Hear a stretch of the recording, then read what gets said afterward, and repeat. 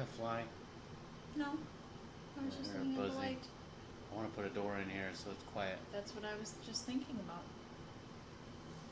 We could shut the switch off right now. With the door and this light. Why don't we shut the switch off right now? It's just like our last bedroom. If we flip that switch, will that shut off? Or you could go to thermostat and just turn the air off for a minute. Which seems like the better You keep an eye idea. out for viewers. I will keep an eye out. Tell them a joke. I don't know any jokes.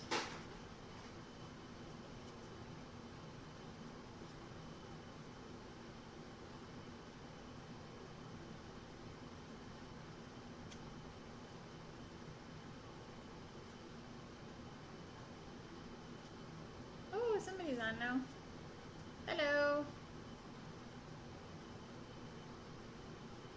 We're trying to turn off our very noisy air conditioning because it's very loud. I don't know if you can hear it. We can hear it though.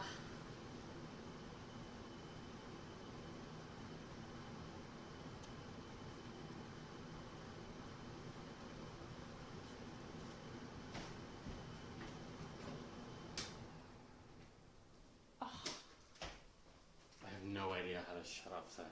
Ugh, you know nothing. Why do you not know how anything works? Good evening, Carrie and Lenora. I just saw Larry. I'm pretty sure you're not supposed to turn off the air conditioning that way. It's probably gonna explode and never come back on and be all your fault. Guess we'll find out. Well, it's happened. So I apologize last night for not doing evening prayer unexpectedly. I was in a meeting that ran a little bit long, and I wasn't going to make it home in time, and a lot of it long. And then this evening I had another meeting with the elders, but I zipped out of there, and Larry said that was okay. So that's probably why there's not very many people in. Well, Lenore's on. That's Larry's wife. I know. I figured that out. And, yeah, so that's what happened. Anyway, what else? Anything else? No. Prayers? Do you have the prayers? Oh, they added more today.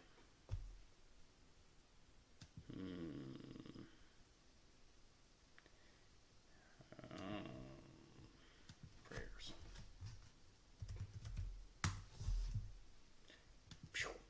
They're there. All right. So this evening, we are doing Holden Evening Prayer because it is Wednesday. And then I'm going to read...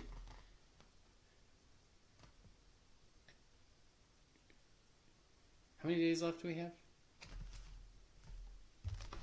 When's your surgery? Through the 17th. And we are on chapter 8. I just hit the microphone, sorry. Oh, that's okay. Let me do some math here.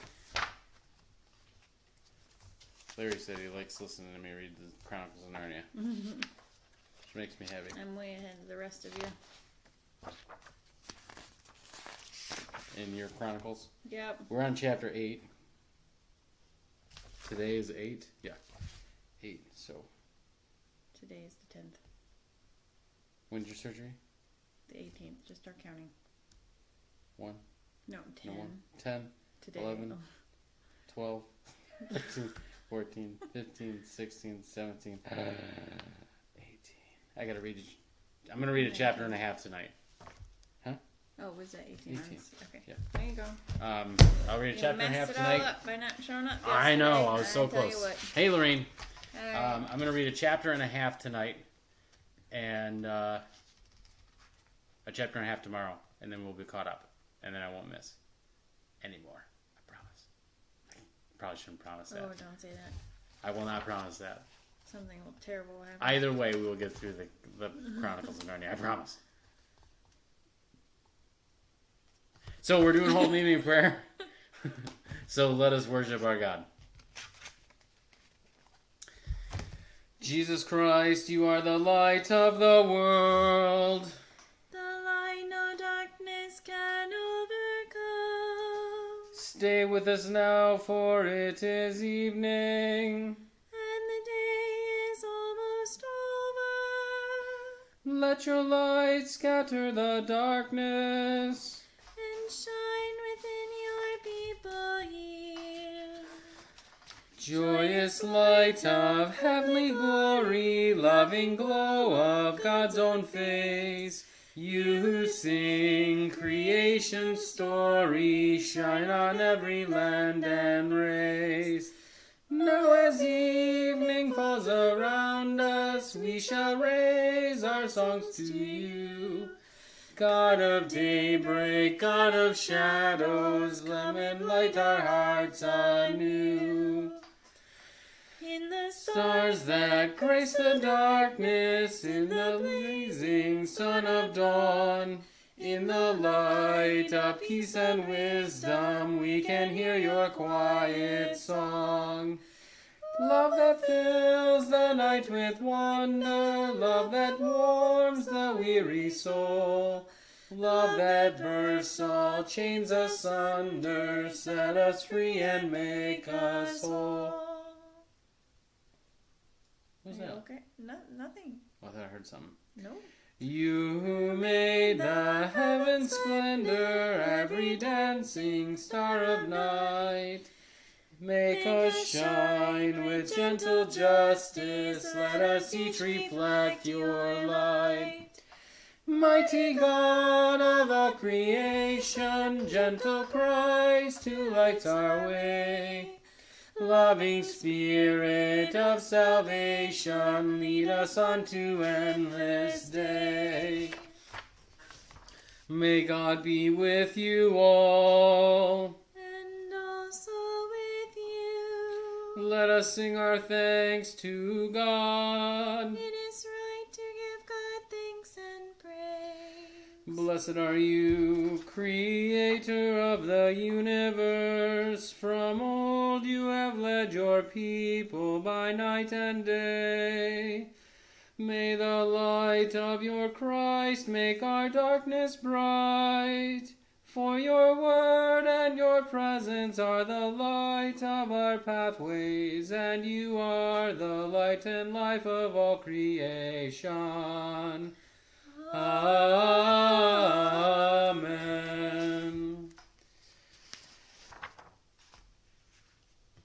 I'm really excited for people to hear this with the piano. It's very good. It's very so beautiful. good. The piano part is so I used to play the flute for it too. Might have to have you do that again. Let Grandma and Grandpa come and watch the babies. Let my prayer rise up like incense before you, the lifting up of my hands as an offering to you. O God, I call to you, come to me now. Oh, hear my voice when I cry to you. Let my prayer rise up like incense before you, the lifting up of my hands as an offering to you.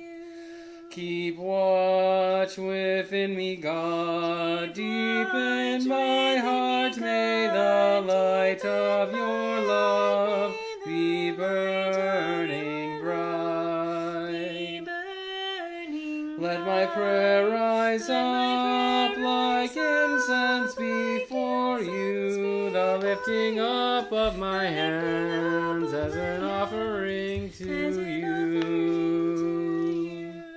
All praise to the God of all, Creator of life. All praise be to Christ and the Spirit of love. Let my prayer rise up like incense before you, the lifting up of my hands as an offering to you. What's up, Schiff? Glad you're here. I talked to half your family today. Dear Saints, let us pray. May our prayers come before you, O God, as incense, and may your presence surround and fill us, so that in union with all creation we might sing your praise and your love in our lives. Hear us as we pray for those in our congregation and in the world. For Steve, and for David, and for Beth, for Lucas, and for Pam, and for Bob, for Dave, and Deb, and Teresa, and Russell, for Margaret, and for Chelsea, and for Brad, and John, Bev, Matthew, Stacy, Judy, and Doug, for Ron and Jerry, for Joyce, especially as she's undergoing testing, for Jim, and Ross, and Pete, for Ken and Tori, for Lefty, for Bob, Stephanie, and Gerald, for Sammy, and for Jennifer.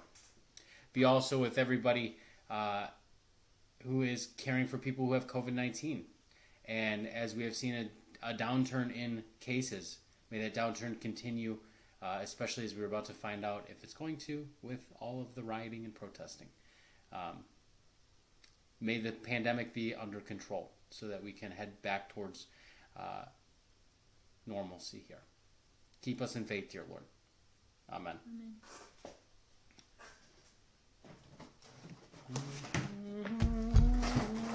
Oops.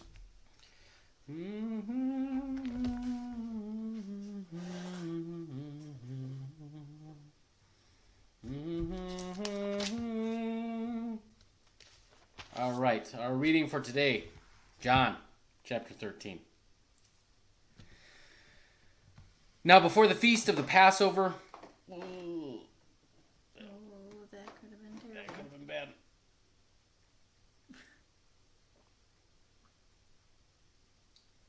Pardon me. It's amazing how much you can drink in 10 seconds. I'm so thirsty. That wasn't even 10 seconds.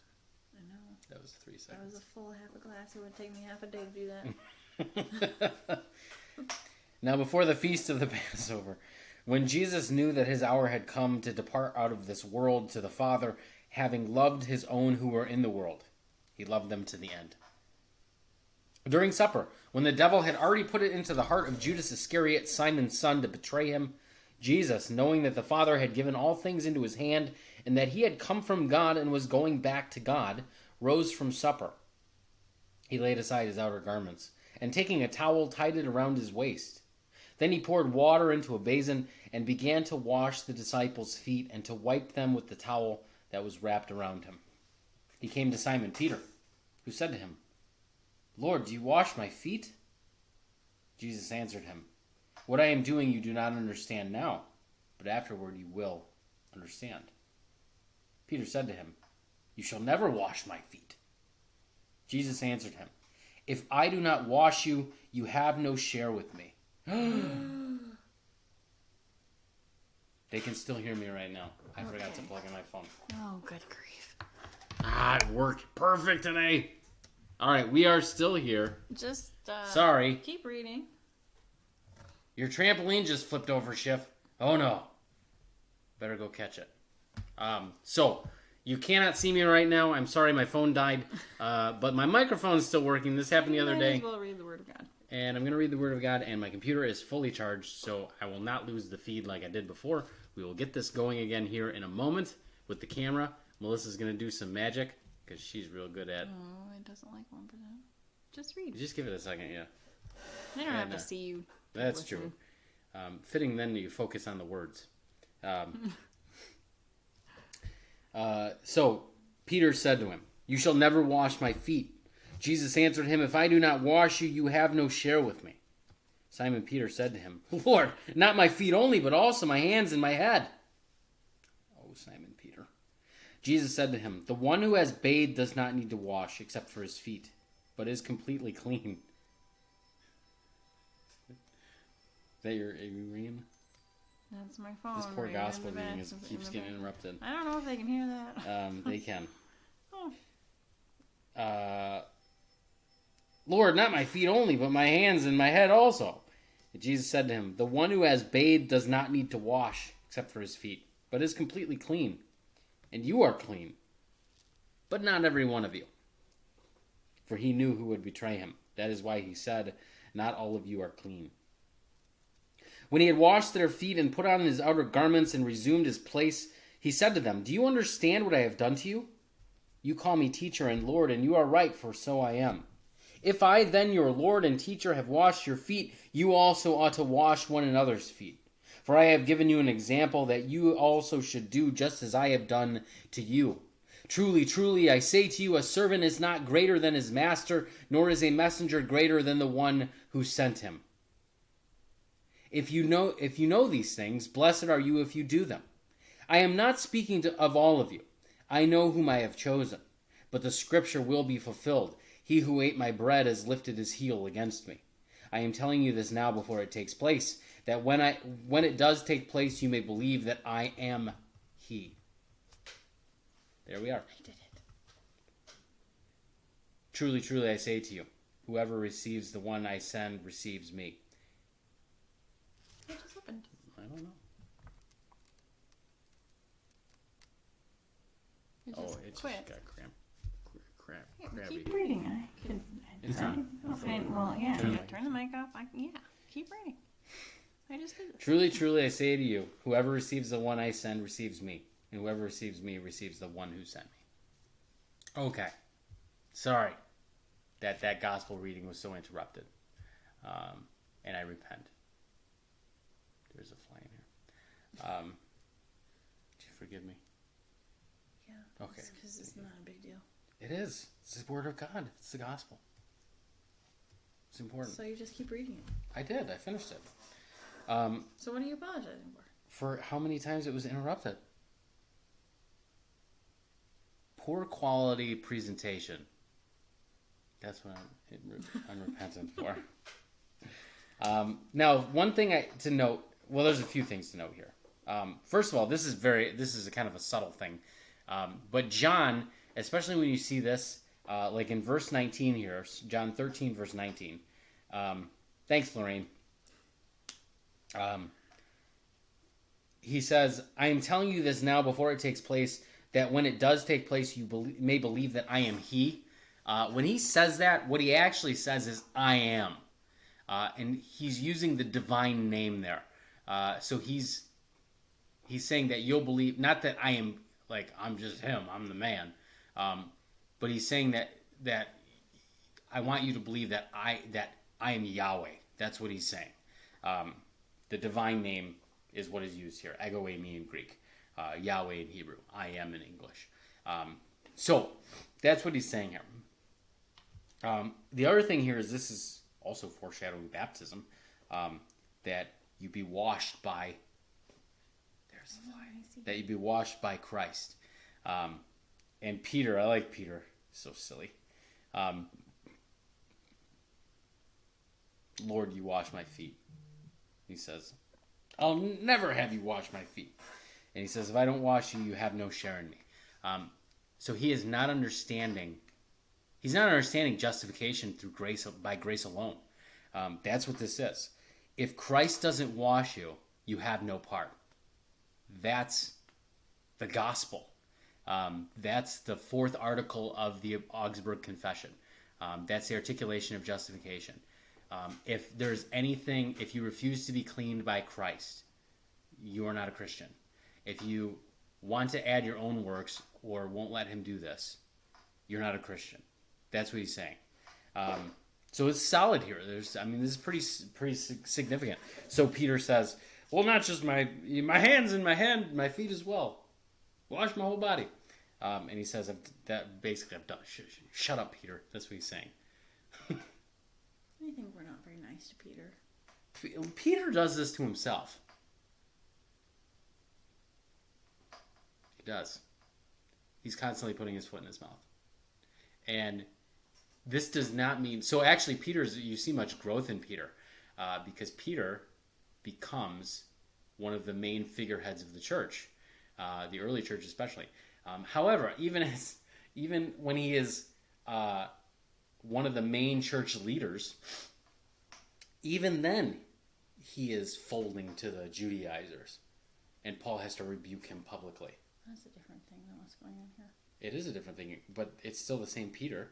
Yeah. Who's saying foolish things. I'm just saying, people are very hard on Peter, as if they would have done much better. I never said that. I can think of half a dozen ridiculous things that you've said.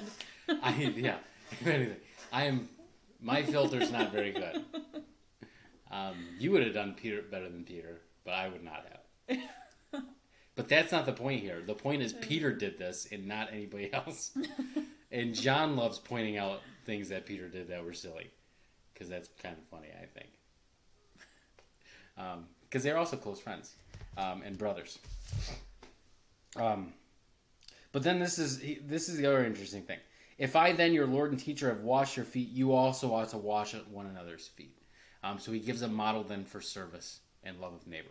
What has Christ done for us? He's washed us, cared for us, tended to us, even the lowest part of us, the dirtiest part. That's the work the disciples have been given to do. And this is a good way to understand the leadership of the church. The leadership of the church is not an overbearing,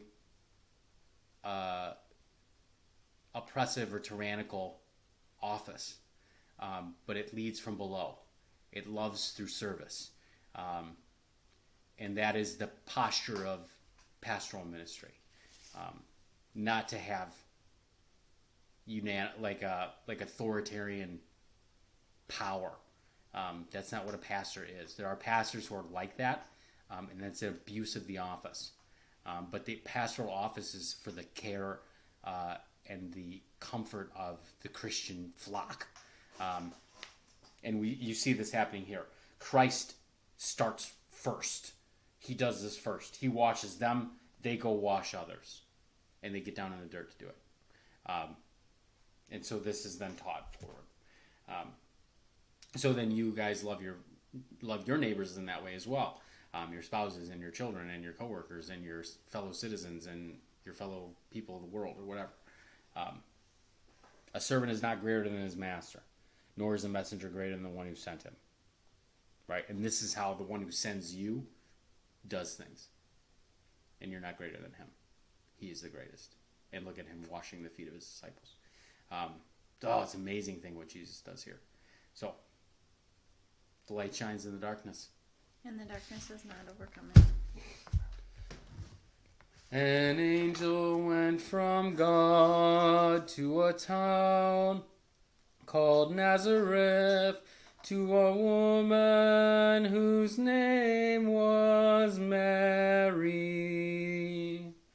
The angel said to her, "Rejoice, O highly favored, for God is with you. You shall bear a child, and his name shall be Jesus, the chosen one of God Most High." And Mary said, "I am the servant of my God. I live to do your will. My soul proclaims your greatness, O God, and my spirit rejoices in you. You have looked with love on your servant here, and blessed me all my life through. Great and mighty are you, O Holy One, strong is your kindness evermore. How you favor the weak and lowly one, humbling the proud of heart.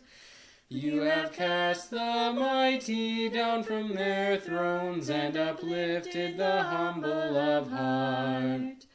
You have looked the hungry with wondrous things, and left the wealthy no part. Great and mighty are you, O faithful one, strong is your justice, strong your love. As you promised to Sarah and Abraham, kindness forevermore. My soul proclaims your greatness, O God, and my spirit rejoices in you. You have looked with love on your servant here, and blessed me all my life through. Oops, I messed up that word. I meant to say loved me all my life through. That's because you weren't paying attention. I was not. I distracted. God of mercy, hold us in love. In peace we pray to you. God of mercy, hold us in love. For peace and salvation we pray to you. God of mercy, hold us in love. For peace between nations, for peace between peoples. God of mercy, hold us in love. For us who are gathered to worship and praise you. God of mercy, hold us in love. For all of your servants who live out your gospel. God of mercy, hold us in love. For all those who govern, that justice might guide them. God of mercy, hold us in love. For all those who labor in service to others. God of mercy, hold us in love. Grant weather that nourishes all of creation. God of mercy, hold us in love. Keep watch on our loved ones and keep us from danger. God of mercy, hold us in love. For all the beloved who rest in your mercy. God of mercy, hold us in love. Help us, comfort us all of our days. Keep us, hold us, gracious God. Great and merciful God, source and ground of all goodness and life, give to your people the peace that passes all understanding and the will to live your gospel of justice and mercy through Jesus Christ our Lord. Amen. Lord, remember us in your kingdom and teach us to pray. Our Father, who art in heaven, hallowed be thy name. Thy kingdom come, thy will be done, on earth as it is in heaven. Give us this day our daily bread, and forgive us our trespasses, as we forgive those who trespass against us. And lead us not into temptation, but deliver us from evil. For thine is the kingdom, and the power, and the glory, forever and ever. Amen. Amen. Let us bless our God. Praise and thanks to you. May God Creator bless us and keep us. May Christ be ever light for our lives. May the Spirit of love be our guide and path for all of our days. Amen.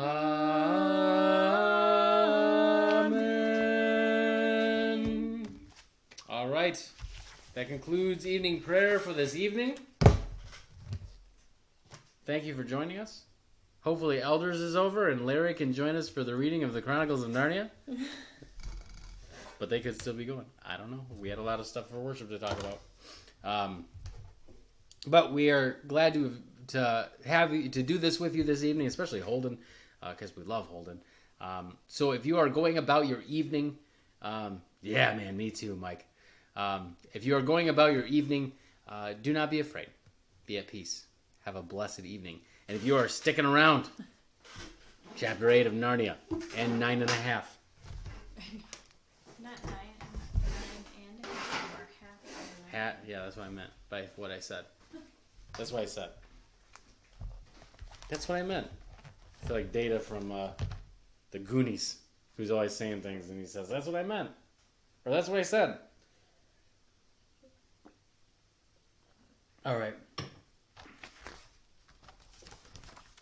Chapter 9.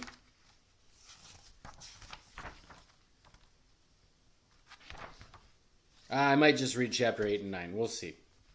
I just didn't want to be on for too long, keep people too long. Also, I'm tired. So there's that. So, chapter 8. Here we go. 2 narrow escapes. Everyone was cheerful as the Dawn Treader sailed from Dragon Island. They had fair winds as soon as they were out of the bay, and came early the next morning to the unknown land which some of them had seen when flying over the mountains while Eustace was still a dragon. It was a low green island inhabited by nothing but rabbits and a few goats. But from the ruins of stone huts, and from blackened places where fires had been, they judged that it had been peopled not long before. There were also some bones and broken weapons. "Pirates' work," said Caspian. "Or the dragons," said Edmund. The only other thing they found there was a little skin boat or coracle on the sands.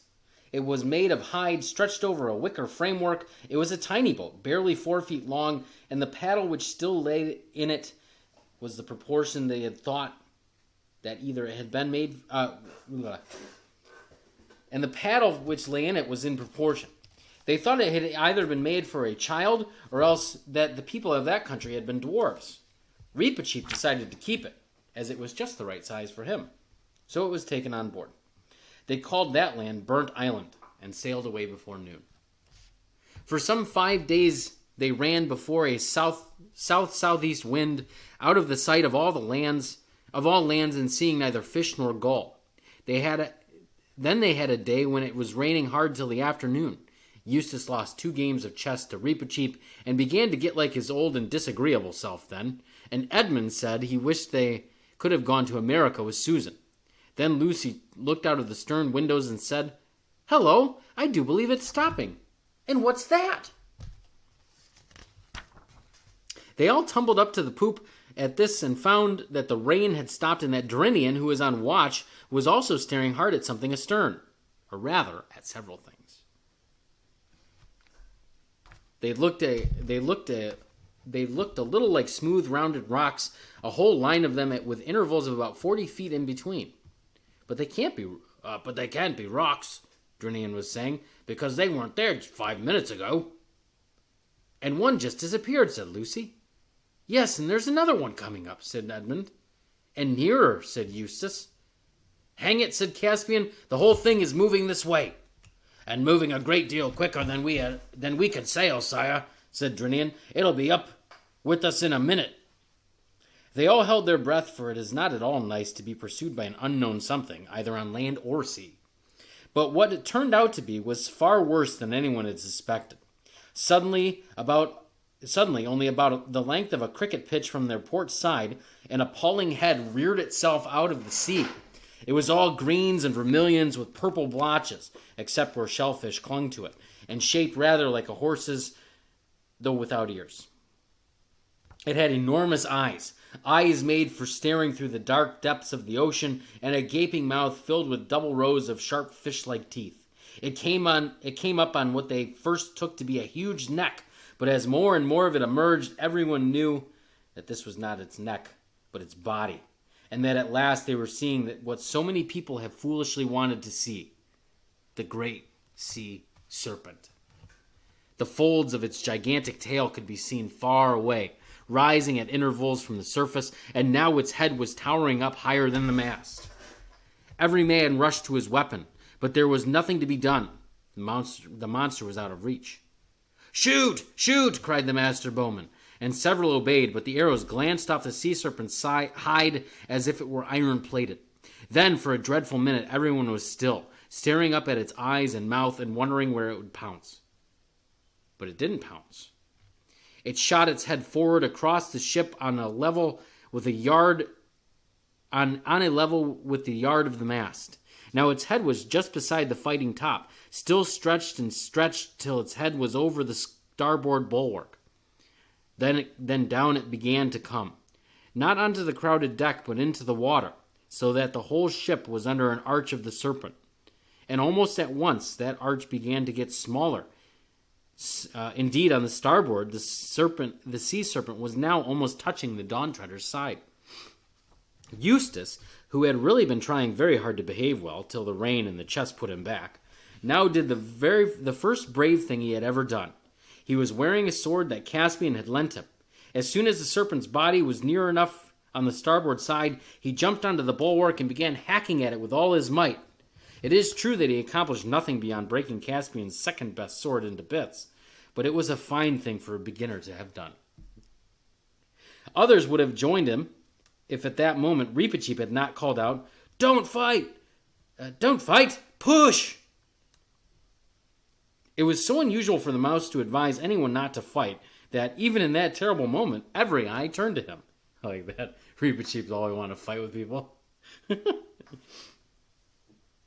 And when he jumped up onto the bulwark forward of the snake and set his little furry back against its huge, scaly, slimy back and began pushing as hard as he could, quite a number of people saw what he meant and rushed to both sides of the ship to do the same.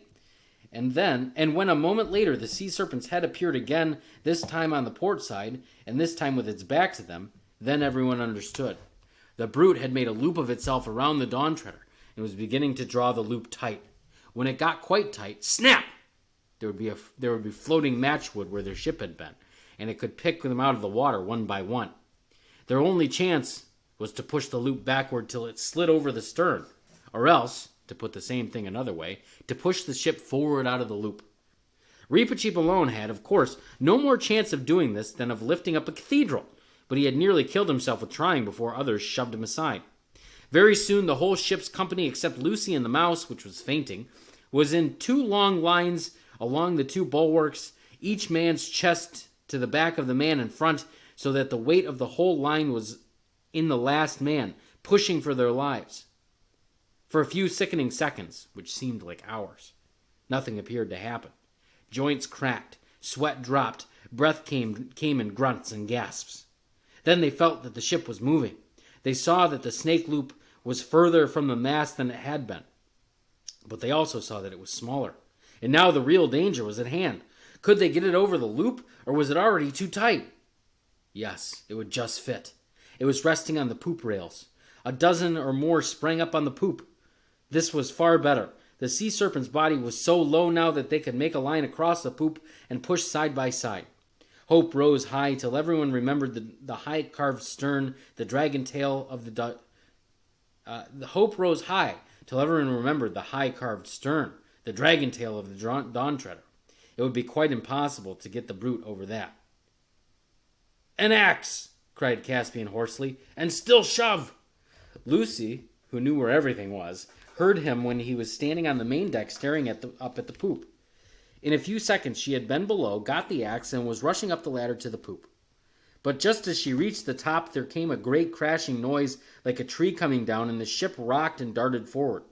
For at that very moment, whether the sea serpent was being pushed so hard, or because it had foolishly decided to draw the noose tight, the whole of the carved stern broke off, and the ship was free. The others were too exhausted to see what Lucy saw.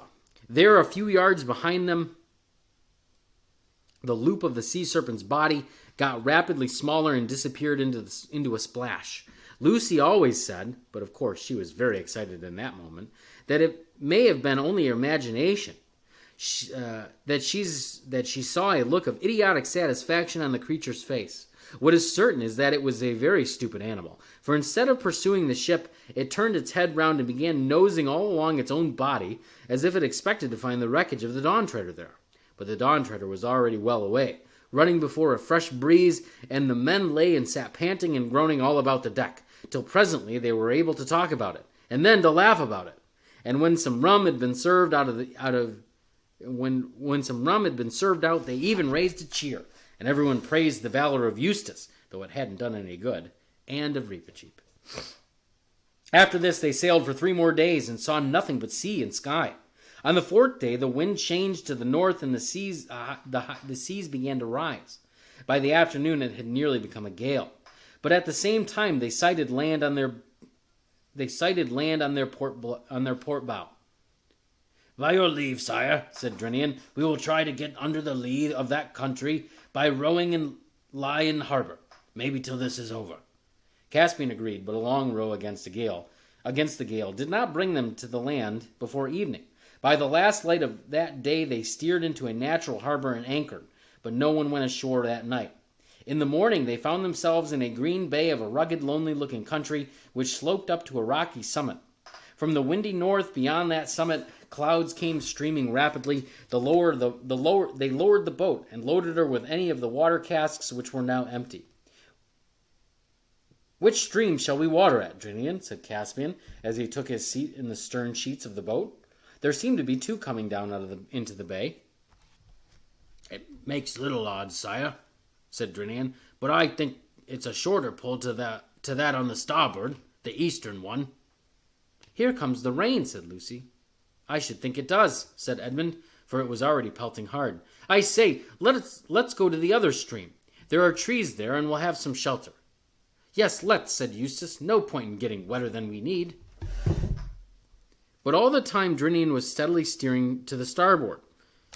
Starboard. I always say it wrong because I'm a landlubber. Starboard. Like tiresome people in cars who continue at 40 miles an hour while you are explaining to them that they are on the wrong road. "They're right, Drinian," said Caspian. "Why don't you bring her head around and make for the western stream?" "As your majesty pleases," said Drinian a little shortly. He had had an anxious day with the weather yesterday, and he didn't like advice from landsmen. But he altered course, and it turned out afterward that it was a good thing he did. By the time they had finished watering, the rain was over, and Caspian, with Eustace, the Pevensies, and Reepicheep, decided to walk up to the top of the hill and see what they could see. It was a stiffish climb through coarse grass and heather, and they saw neither man nor beast except for seagulls. When they reached the top, they saw that it was a very small island, not more than 20 acres, and from this height, the sea looked larger and more desolate than it did from the deck, or even the fighting top of the Dawn Treader. "Crazy, you know," said Eustace to Lucy in a low voice, looking at the eastern horizon, "sailing on and on into that, with no idea what we may get to." But he said it only out of habit, not really nastily, as he would have done at one time. It was too cold to stay long on the ridge, for the wind still blew freshly from the north. "Don't let's go back the same way," said Lucy as they turned. "Let's go along a bit, and come down by the other stream, the one Drinian wanted to go to." Everyone agreed to this, and after about 15 minutes, they were at the source of the second river. It was a more interesting place than they had expected. A deep little mountain lake surrounded by cliffs except for a narrow channel on the seaward side, out of which the water flowed. Here at last they were out of the wind, and all sat down in the heather above the cliff for a rest. All sat down but one, it was Edmund, jumped up again very quickly. "They go in for sharp stones on this island," he said, groping about in the heather. "Where is this wretched thing? Ah, now I've got it. Hullo! It wasn't a stone at all, but it's sword hilt. No, by Jove, it's a whole sword. What the rust has left of it, it must have lain here for ages." "Narnian too, by the look of it," said Caspian, as they all crowded round. "I'm sitting on something too," said Lucy. "Something hard." It turned out to be the remains of a mail shirt. By this time, everyone was on hands and knees, feeling in the thick heather in every direction. Their search revealed, one by one, a helmet, a dagger, and a few coins. Not Kellerman crescents, but genuine Narnian lions and trees, such as you might see any day in the marketplace of Beaver's Dam or Baruna. "Looks as if this might be all that's left of one of our 7 lords," said Edmund. "Just what I was thinking," said Caspian. "I wonder which it was. There's nothing on the dagger to show, and I wonder how he died." "And how we're going to avenge him," added Reepicheep. Edmund, the only one of the party who had read several detective stories, had meanwhile been thinking. "Look here," he said. "There's something very fishy about this. He can't have been killed in a fight." "Why not?" asked Caspian. "No bones," said Edmund. "An enemy might take the armor and leave the body, but who ever heard of a chap who'd won a fight carrying away the body and leaving the armor?" "Good question." "Perhaps he was killed by a wild animal," Lucy suggested. "It'd be a clever animal," said Edmund. "That would take him It'd be a clever animal, said Edmund, that would take a man's male shirt off.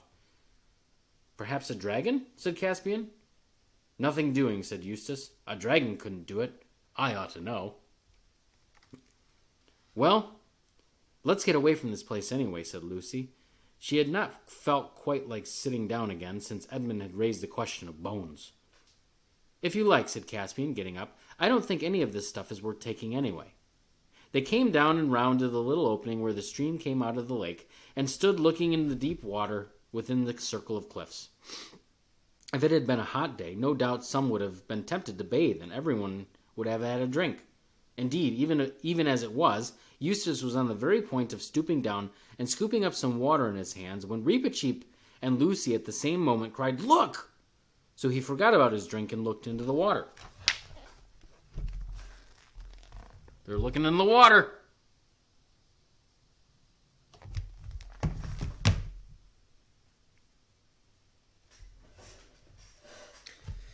The bottom of the pool was made of large grayish-blue stones, and the water was perfectly clear. And on the bottom lay a life-size figure of a man, apparently made of gold. I forgot about this pool. It lay face downward, with its arms stretched out above its head. And it so happened that as they looked at it, the clouds parted, and the sun shone out. The golden shape was lit up from end to end. Lucy thought it was the most beautiful statue she had ever seen. "Well," whistled Caspian, "that was worth coming to see. I wonder, can we get it out?" "We can die for it, sire," said Reepicheep. "No good at all," said Edmund. "At least, if it's really gold, solid gold, it'll be far too heavy to bring up. And that pool's 12 or 15 feet deep if it's an inch. Half a moment, though. It's a good thing I brought my hunting spear with me. Let's see what the depth is like. Hold on to my hand, Caspian. I may need to, while I lean out a bit over the water." Caspian took his hand, and Edmund, leaning forward, began to lower his spear into the water. Before it was halfway in, Lucy said, "I don't believe the statue is gold at all. It's only the light. Your spear looks just the same color." "What's wrong?" asked several voices at once, for Edmund had suddenly let go of the spear. "I couldn't hold it," gasped Edmund. "It seemed so heavy." And there it is on the bottom now," said Caspian, "and Lucy is right. It looks just the same color as the statue." But Edmund, who appeared to be having some trouble with his boots, at least he was bending down and looking at them, straightened himself all at once and shouted out with a sharp voice which people hardly ever disobey, "Get back! Back from the water, all of you, at once!" They all did and stared at him. "Look," said Edmund. "Look at the toes of my boots." "They look a bit yellow," began Eustace. "They're gold. Solid gold," interrupted Edmund. "Look at them, feel them. The leather's pulled away from it already. They're as heavy as lead." "By Aslan," said Caspian, "you don't mean to say—" "Yes, I do," said Edmund. "That water turns things into gold. It turned that spear into gold. That's why it got so heavy. And it was just lapping against my feet. It's a good thing I wasn't barefoot. And it turned the toe caps into gold. And that poor fellow on the bottom, well, you see." "So it isn't a statue at all," said Lucy in a low voice. "No, the whole thing is plain now. He was here on a hot day. He undressed on top of the cliff where we were sitting. The clothes have rotted away or been taken by the birds to line nests with. The armor's still there. Then he dived and—" "Don't," said Lucy. "What a horrible thing." "And what narrow shave we've had," said Edmund. "Narrow indeed," said Reepicheep. "Anyone's finger, anyone's foot, anyone's whisker, anyone's tail might have slipped into the water at any moment." "All the same," said Caspian, "we may as well test it." He stooped down and wrenched up a spray of heather. Then, very cautiously, he knelt beside the pool and dipped it in. It was heather that he dipped. What he drew out was a perfect model of heather made of the purest gold, heavy and soft as lead. "The king who owned this island," said Caspian slowly, and his face flushed as he spoke, "would soon be the richest of all kings of the world. I claim this land forever as a Narnian possession. It shall be called Goldwater Island, and I bind all of you to secrecy. No one must know of this, not even Drinian, on pain of death, do you hear?" "Who are you talking to?" said Edmund. I'm no subject of yours. If anything, it's the other way around. I am one of the 4 ancient sovereigns of Narnia, and you are under allegiance to the High King, my brother."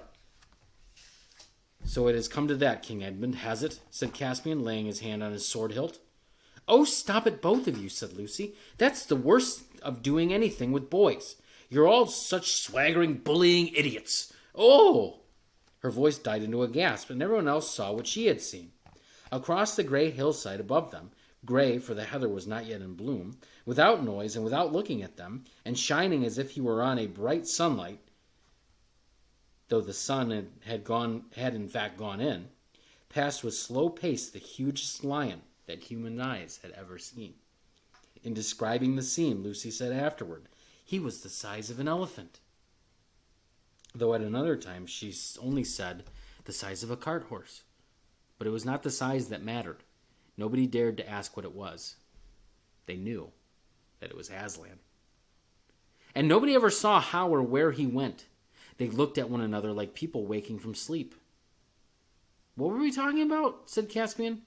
"Have I been rather making an ass of myself?" "Sire," said Reepicheep, "this is a place with a curse on it. Let us get back on board at once, and if I might have the honor of naming this island, I should call it Deathwater." "That strikes me as a very good name, Reep," said Caspian, "though now that I come to think of it, I don't know why. But the weather seems to be settling, and I dare say Drinian would like to be off. What a lot we shall have to tell him." But in fact they had not much to tell, for the memory of the last hour had all become confused. "Their Majesties all seemed to be bewitched when they came aboard," said Drinian to Rince some hours later, when the Dawn Treader was once more under sail and Deathwater Island was already below the horizon. "Something happened to them in that place. The only thing I could get clear was that they think they found the body of one of these lords we're looking for." "You don't say so, Captain," answered Rince. "Well, that's 3, only 4 more. At this rate, we might be home soon after the New Year. And a good thing, too. My backie's running a bit low. Good night, sir." Chapter 9. The Island of the Voices. And now the winds which had been so long from the northwest began to blow from the west itself, and every morning when the sun rose out of the sea, the curved prow of the Dawn Treader stood upright across the middle of the sun. Some thought that the sun looked larger than it had looked from Narnia, but others disagreed. And they sailed and sailed before a gentle yet steady breeze, and saw neither fish nor gull nor ship nor shore. The stores began to get low again, and it crept into their hearts that perhaps they might have come to a sea which went on forever. But when the very last day on which they thought they could risk continuing their eastward voyage dawned, it showed, right ahead between them and the sunrise, a low land lying like a cloud. They made harbor in a wide bay about the middle of the afternoon and landed. It was a very different country from any they had yet seen. For when they had crossed the sandy beach, they found it all silent and empty, as if it were an uninhabited land. But before them were level lawns in which the grass was as smooth and short as it used to be in the grounds of a great English house where 10 gardeners were kept. The trees, of which there were many, all stood well apart from one another, and there was no broken branches and no leaves lying on the ground. Pigeons sometimes cooed, but there was no other noise. Presently they came to a long, straight, sanded path, with not a weed growing on it, and trees on either hand. Far off, at the far end of this avenue, they now caught sight of a house, very long and gray and quiet-looking in the afternoon sun. We are somewhere mysterious, my friends.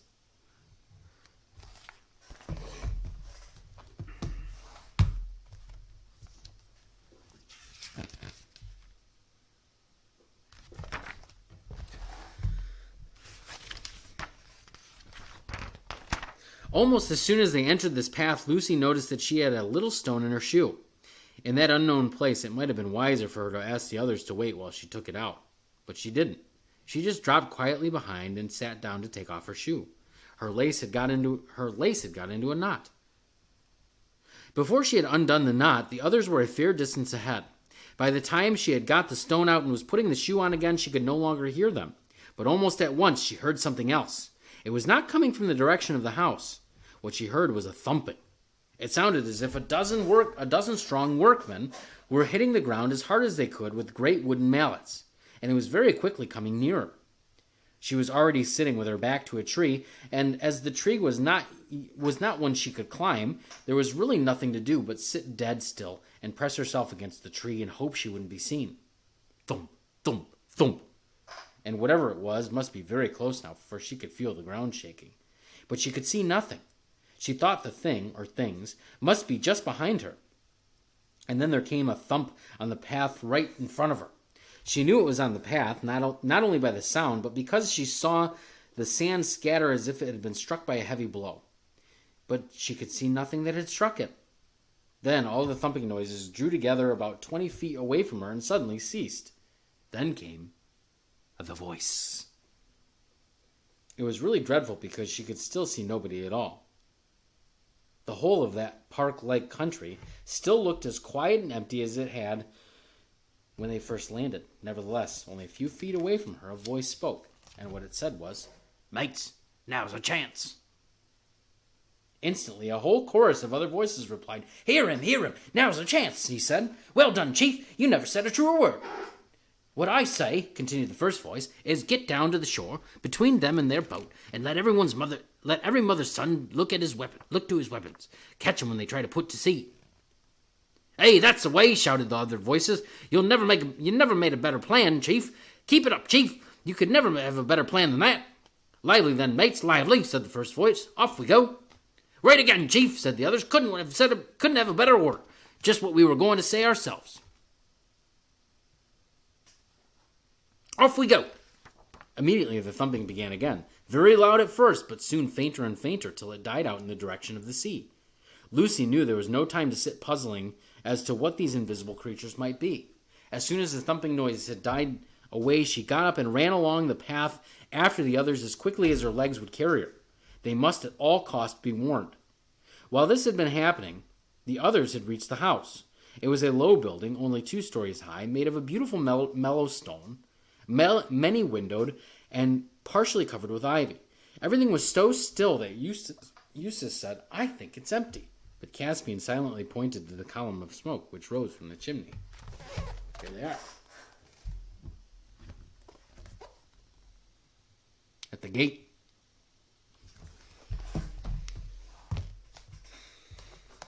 They found a wide gateway open and passed through it into a paved courtyard. And it was here that they had the first indication that there was something odd about this island. In the middle of the courtyard stood a pump, and beneath the pump a bucket. There was nothing odd about that. But the pump handle was moving up and down, though there seemed to be no one moving it. "There's some magic at work here," said Caspian. "Machinery," said Eustace. "I do believe we've come to a civilized country at last."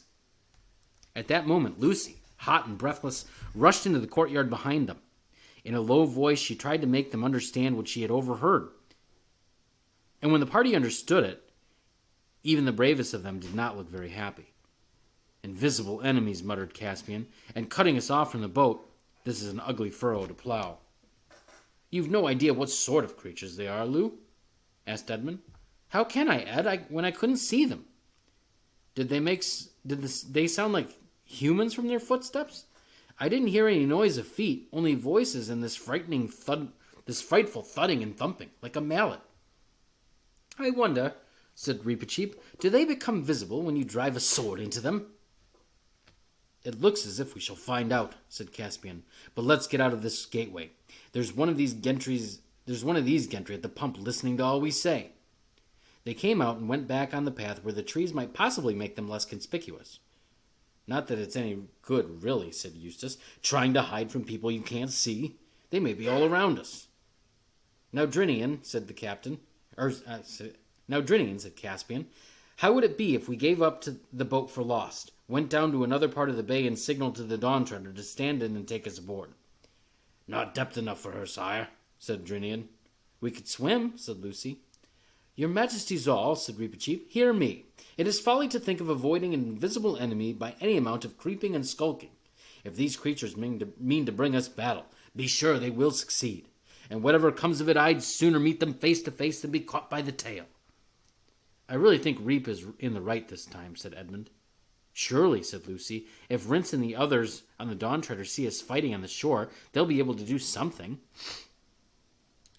But they won't see us fighting if they can't see any enemies, said Eustace miserably. They'll think we're just swinging our swords in the air for fun. There was an uncomfortable pause. Well, said Caspian at last, let's get on with it. We must go and face them. Shake hands all round, arrow on the string. Lucy, sword, arrow on the string, Lucy. Swords out, everyone else, and now for it. Perhaps they'll parley.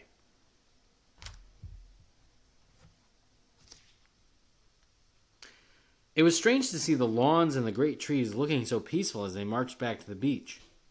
And when they arrived there and saw the boat lying where they had left her, and the smooth sand with no one to be seen on it, more than one doubted whether Lucy had not merely imagined all that she had told them.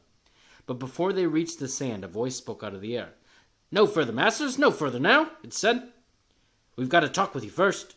There's 50 of us, and more here with weapons in our fists. Hear him, said came the chorus. That's our chief. You can depend on what he says. He's telling you the truth, he is. I do not see these 50 warriors, observed Reepicheep. That's right, said the chief voice. You don't see us, and why not? 'Cause we're invisible. Keep it up, chief, said the other voices. You're talking like a book. They couldn't ask for a better answer than that.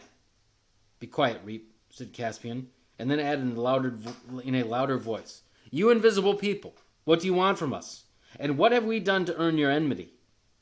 We want something that the little girl can do for us, said the chief voice. The others explained that this was just what they would have said themselves. Little girl, said Reepicheep. The lady is a queen.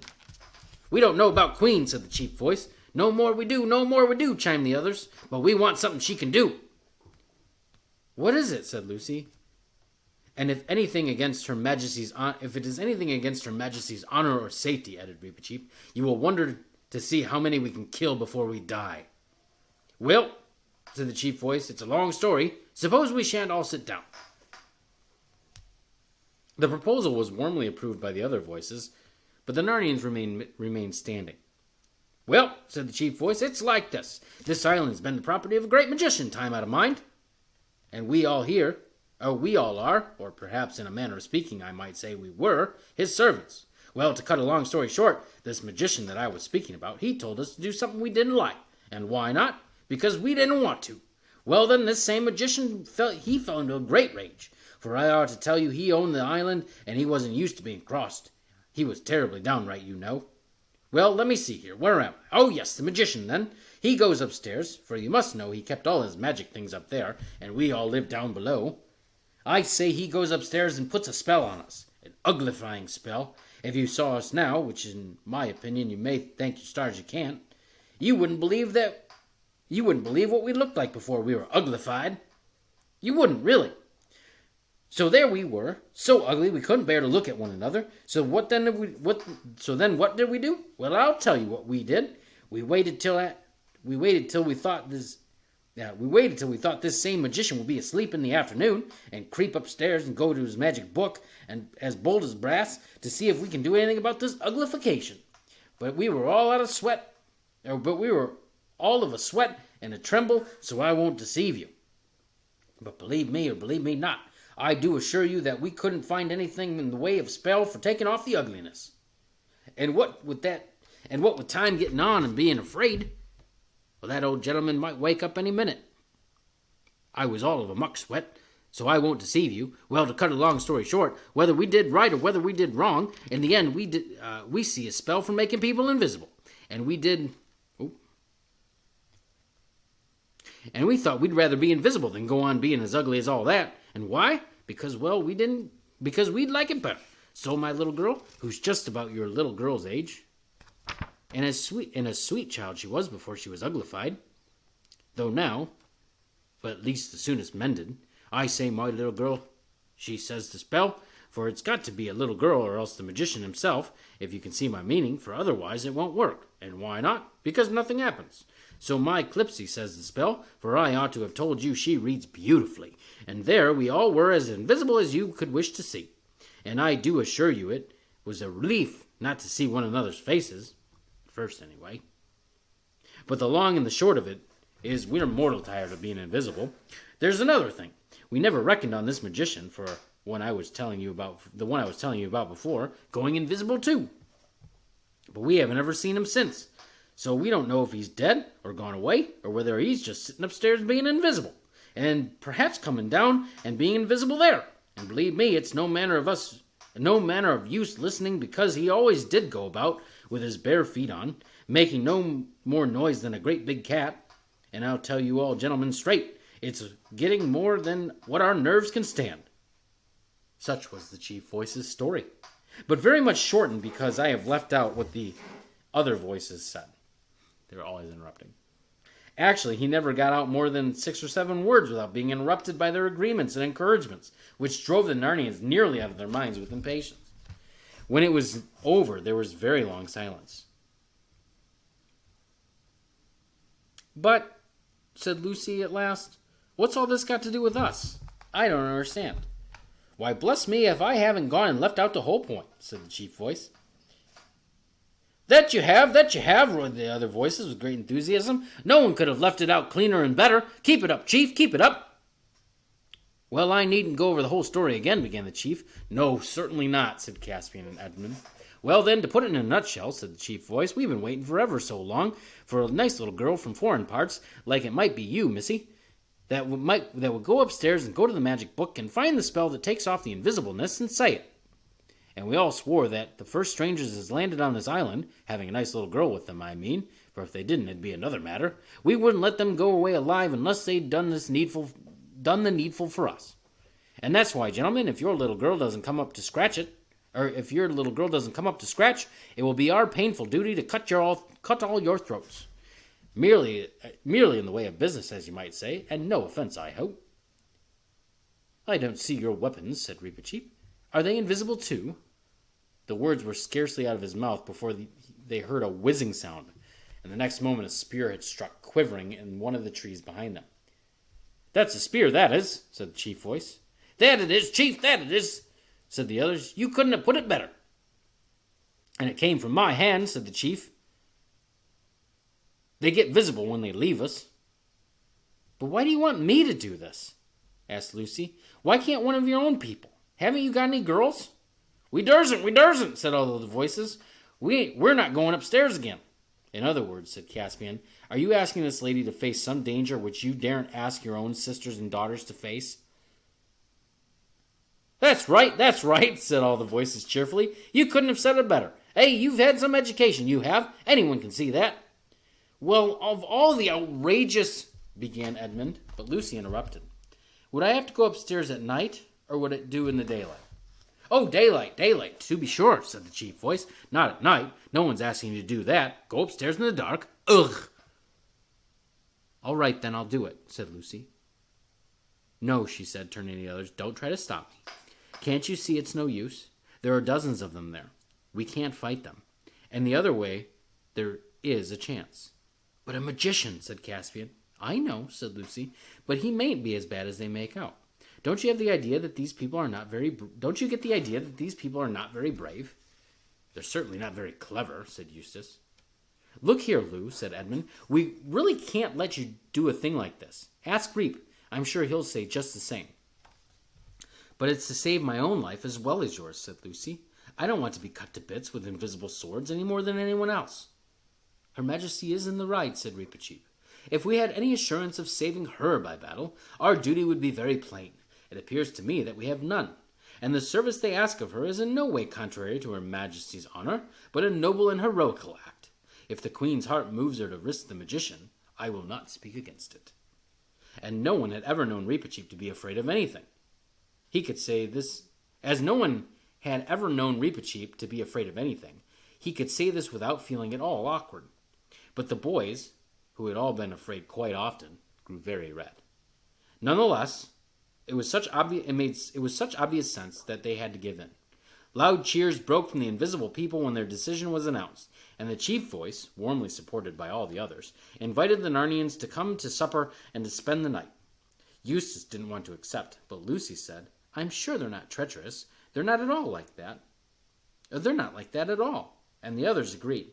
and so, accompanied by an enormous noise of thumpings, which became louder when they reached the flagged and echoing courtyard, they all went back to the house. Tomorrow, chapter 10. Thanks for sticking with me for 2 chapters of Narnia tonight, and it just occurred to me that since I don't usually do this on Saturday, there might be another night we'll have to do 2 chapters, so we'll see. But as you go about your evening, do not be afraid.